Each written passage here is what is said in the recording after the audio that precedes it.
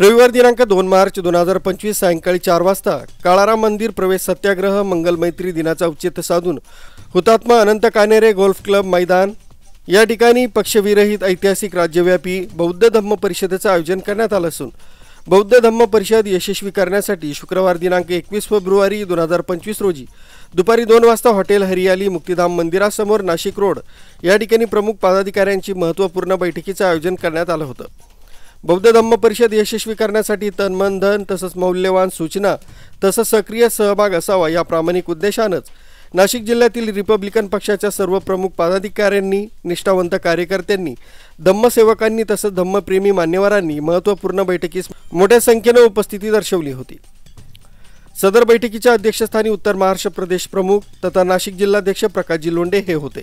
यावेळी युवक जिल्हा प्रमुख अमोल पगारे, शहराध्यक्ष अर्जुन पगारे, महिला आघाडी अध्यक्षा मनाली जाधव, माजी नगरसेवक संजय भालेराव, कामगार नेते रामभाऊ पठारे, नाशिक रोड शहराध्यक्ष समीर शेख, भारत निकम, ग्रामीण जिल्हाध्यक्ष भारत जगताप, समाधान जगताप, आर.डी. जाधव, शामराव भोसले, आकाश भालेराव, कलीम सय्यद, ॲडव्होकेट अनिता जगताप, चंद्रकांत भालेराव, दिनेश दासवानी, आकाश घोसळे, प्रमोद बागुल, पंडित साळवे, सागर गायकवाड, कैलास तेलोरे, संतोष पाटील, कपिल तेलोरे, सागर गायकवाड, दिलीप साळवे, शांताबाई गाडे, सत्याबाई पगारे, विमलबाई तडवी, मंगेश जाधव, बापू पवार, रवी गायकवाड, शरद गायकवाड आदींसह रिपब्लिकन पक्षाचे कार्यकर्ते, पदाधिकारी, धम्म उपासक उपासिका, समाज बांधव मोठ्या संख्येने उपस्थित होते।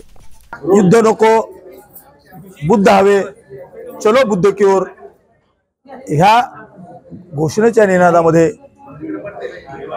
2 मार्च काळाराम मंदिर सत्याग्रहाच्या मंगलमैत्री दिनानिमित्त हुतात्मा अनंत कानेरे मैदानावर जी ऐतिहासिक राज्यव्यापी बौद्ध धम्म परिषद होत आहे त्या बौद्ध धम्म परिषदेची तयारी म्हणून आम्ही प्रत्येक जिल्ह्यामध्ये, तालुक्यामध्ये, शहरामध्ये, गावामध्ये, खेड्यामध्ये जिथे शक्य असेल तिथं प्रत्येक कार्यकर्ता हा तुटून पडलेला आहे, प्रचार आणि प्रसार करतोय।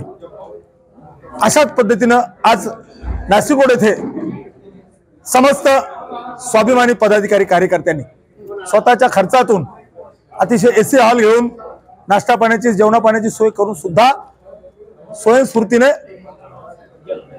प्रचार आणि प्रसार करण्यासाठी बौद्ध धम्म परिषदेला येण्यासाठी पूर्वतयारीची बैठक घेतली।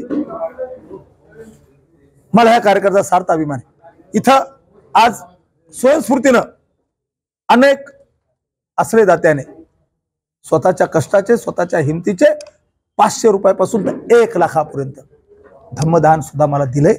मी त्यांचा मनापासून अभिनंदन करून आभार मानतो की स्वतःच्या कष्टाचे, स्वतःच्या हिमतीचे धम्मदान देणं याचा अर्थ असा की होय, जेव्हा मी धम्मदान द्यायला तयार झालोय ना, याचा अर्थ की मी त्या धम्म परिषदेला येणारच, परंतु माझा परिवार सुद्धा मला धम्ममय करायचा आहे। त्यामुळे कोणत्याही जाती धर्माचा, मराठा, मातंग, चर्मकार, भिल, कोळी, आदिवासी, सोनार, लोहार, सुतार, मराठा आणि ब्राह्मणांनी सुद्धा जर आम्हाला मदत करताय, सहकार्य करताय, मी देणाऱ्यांचे सर्वांचे मनापासून अभिनंदन करतो।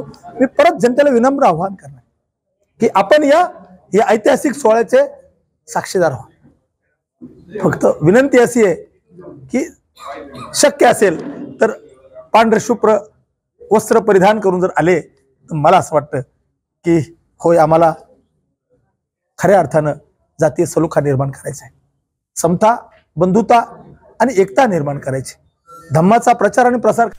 Ravindra Jadhav, Lokrajya news, Nashik road.